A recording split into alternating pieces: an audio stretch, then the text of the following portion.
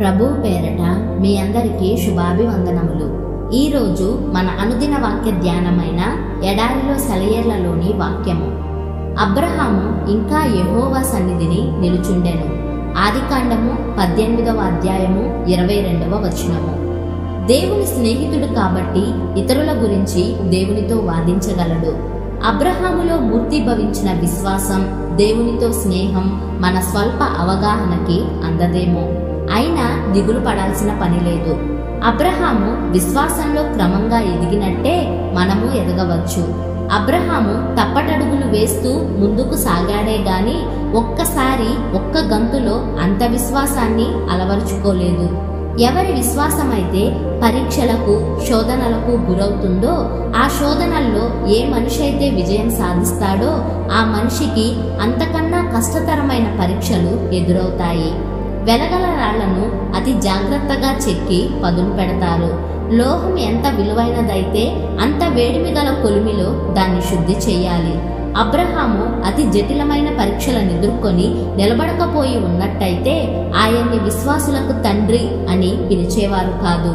ఆదికాండం 22వ అధ్యాయం చదవండి. నీకు ఒక్కడై ఉన్న నీ కుమారుని అనగా నీవు ప్రేమించు ఇస్సాకును తీసుకొని మోరియా కొండల్లో మ్లానవదనంతో నమ్రతతో కొడుకు వంక బేలగా చూస్తూ ఎక్కిపోయి ఆ వృద్ధుణ్ణి ఓసారి ఊహించుకోండి.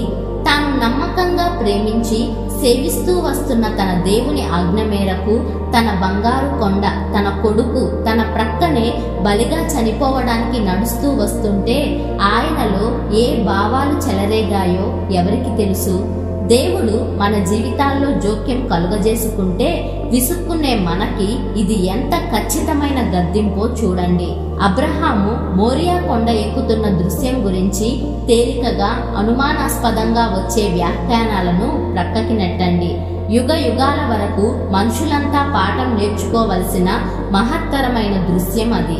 దేవదూతలు అప్రతిభులై చూశారా దృశ్యాన్ని. ఈ వృద్ధుని విశ్వాసమే ప్రపంచమంతటా ఉన్న జనుల విశ్వాసానికి ప్రతీకగా, ప్రాకారంగా నిలిచిపోవాలి. తొట్రుపడని విశ్వాసం ఎప్పుడు దేవుని విశ్వాస్యతని రుజువు చేస్తుందన్న సత్యం ఈ సంఘటన ద్వారా స్థిరపడాలి.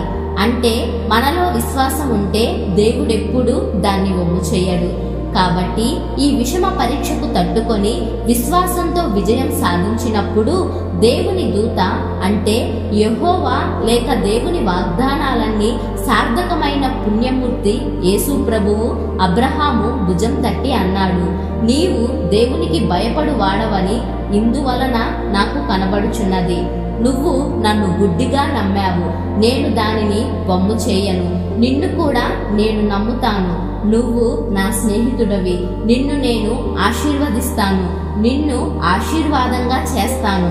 అన్ని కాలాల్లోనూ ఈ కథ ఇంతే. ఇక ఎప్పటికీ ఈ వైనం మారదు.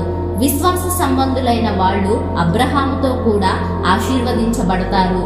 దేవునికి స్నేహితుడుగా ఉండడం అన్నది మామూలు విషయం కాదు.